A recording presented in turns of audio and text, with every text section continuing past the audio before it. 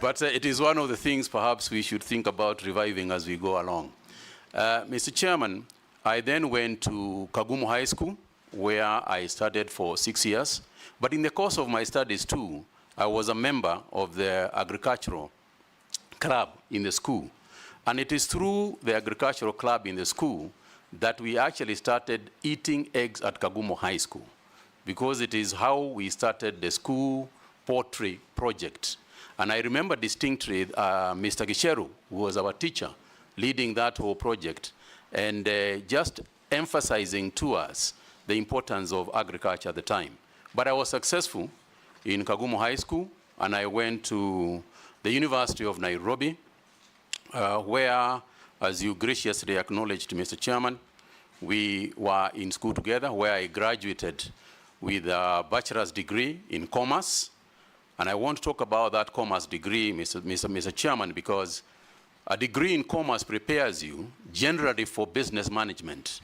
May it be the public business in public or business in the private sector. And my education was rounded enough so that in the course of my career, as I left university, in the course of my career, I have managed very different businesses, both in public and private life. I also went on, Mr. Chairman, to do a master's degree at USIU, again in business administration, a master's in business administration, emphasizing my studies more in management information systems as well as finance. Mr. Chairman, during this time, I did my master's when I was working, but I started off my working career at an interesting small place called Mashambani Magazine. Mashambani Magazine was a magazine published by trend publishers, which was about farming. And I later, in my capacity as a marketing manager of that company, closed Mashambani Magazine and replaced it with Farmer's Voice. The Farmer's Voice magazine, which I worked for, was actually the KFA magazine. Those of you who remember, the Kenya Farmers Association is the one that owned the Farmer's Voice, which I published and ran for 2 years. So again, Mr. Speaker, that's why I said the journey that I'm going to explain has gone on to attach me to this interview here today. Of course, I would never have foreseen that this was going to happen. So, Mr. Speaker, having finished my education, I went on to run Trend Publishers, which was Viva, better known as Viva Magazine. I left Viva Magazine and joined the Standard Newspaper Group as advertising manager, followed on where I rose in the group, which was then owned by Lonro East Africa, to become the commercial operations director. Following my 11 years as an employee of Lonro, I then branched out on my own to start my own businesses. And since then, that is what I have been doing in my private life, running businesses over that period since the year 1992, when I left former employment. Mr. Chairman, after that, during my period in the year 2002, I ran for office. I felt that having done being educated, having then gone on to develop a successful career, I felt that I should do some public work and serve the people.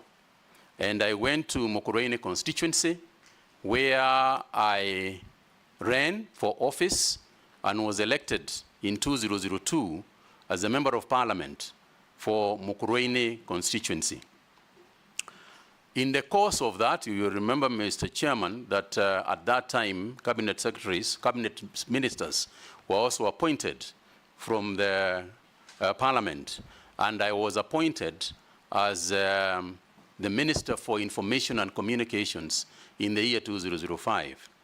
I served as Minister for Information and Communication, and I can say that it is one of my most exciting times.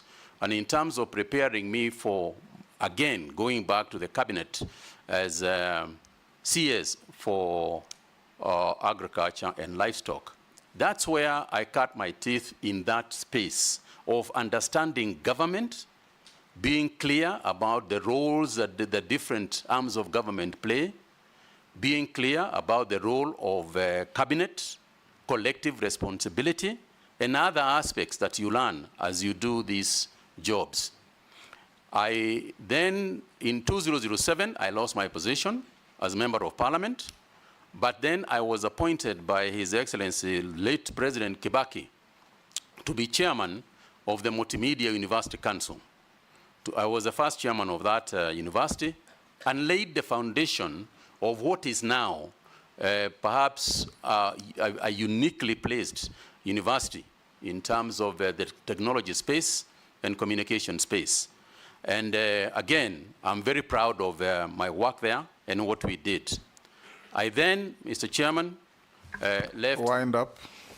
I then, Mr. Chairman, went to back to Nyeri County, where I became the senator of Nyeri County, followed after that by my appointment again back to the cabinet as the CS for health in 2019. And Mr. Chairman, all that experience that I have had, both my education, my experience in school, my experience in private sector, my experience as cabinet secretary and the Minister for Information, cabinet secretary for health, have all, in my opinion, ably prepared me for this particular position. Thank you. I'll invite members to put questions to you, starting with the Deputy Speaker.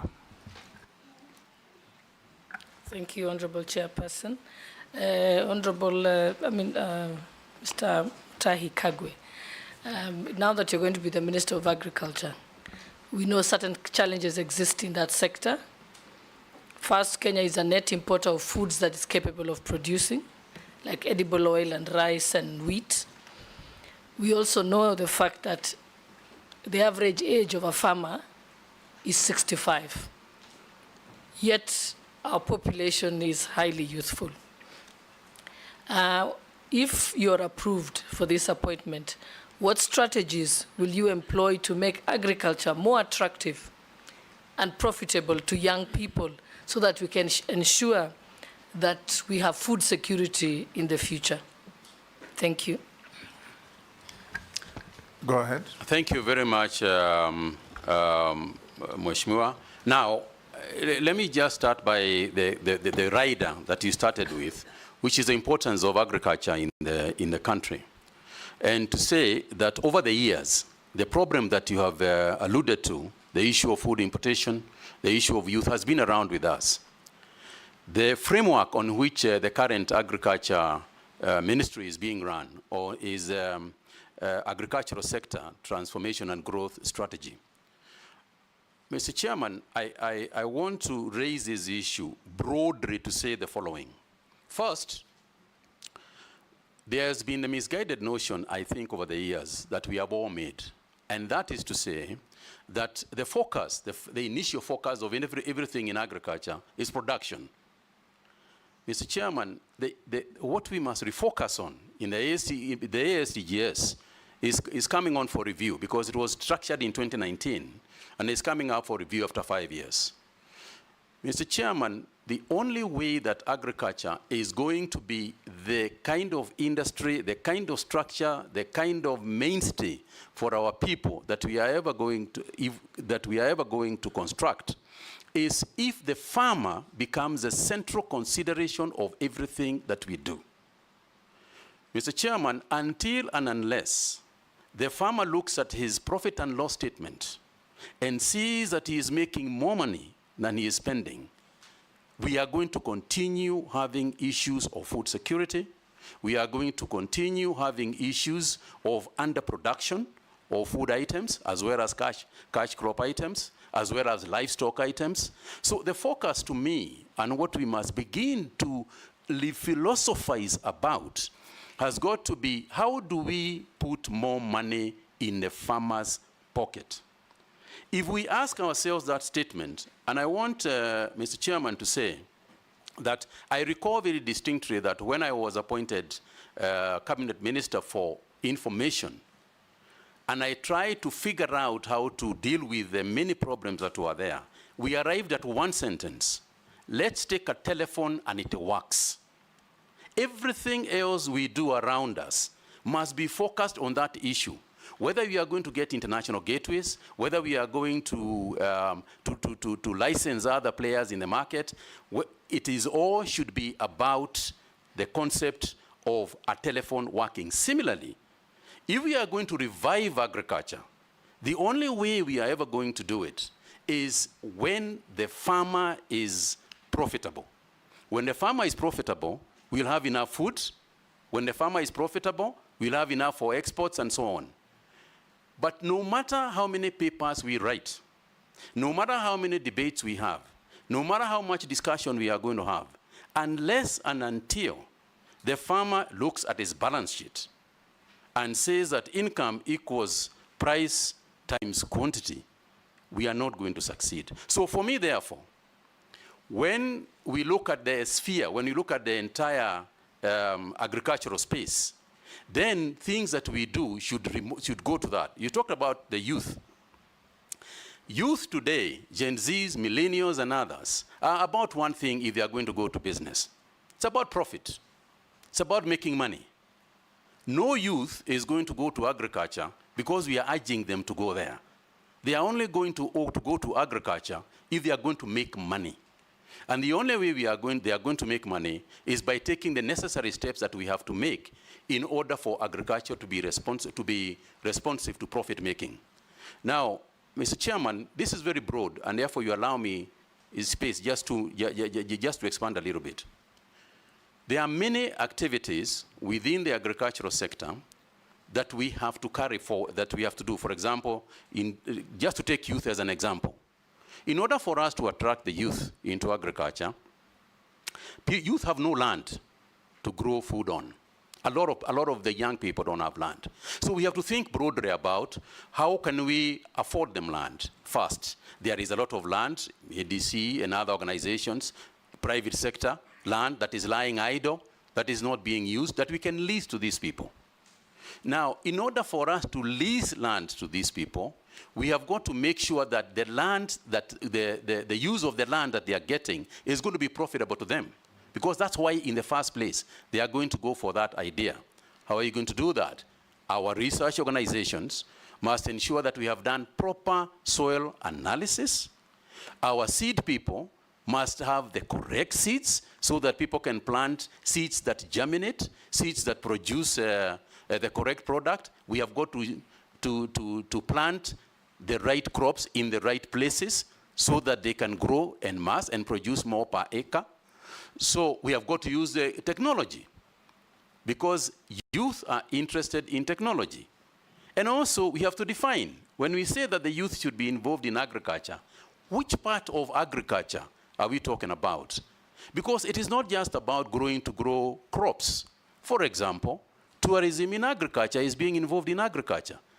You know, you travel all over the world and you see yourself being taken to places where they grow all sorts of things in other nations. We want people to come to Kenya also to see our agriculture. That's an area that can be attractive to the youth. There is fintech and agri-finance. These are the areas that the youth are going to be interested in. So in a nutshell, Mr. Chairman, the business of agriculture has got to be looked at from a profit and loss in order for us to make it worthwhile and in order for us to revive it. Agriculture for the youth must be made cool. It is too ordinary. It's too boring. Youth are not going to go there the way it is structured today. It's got to be something more exciting that involves technology, that involves new ways of doing things, that involves areas in agriculture that we have not quite spent our time on, things like hydroponics, aquaponics. These are areas that they are going to look at. The use of technology means that they are going to introduce new things in agriculture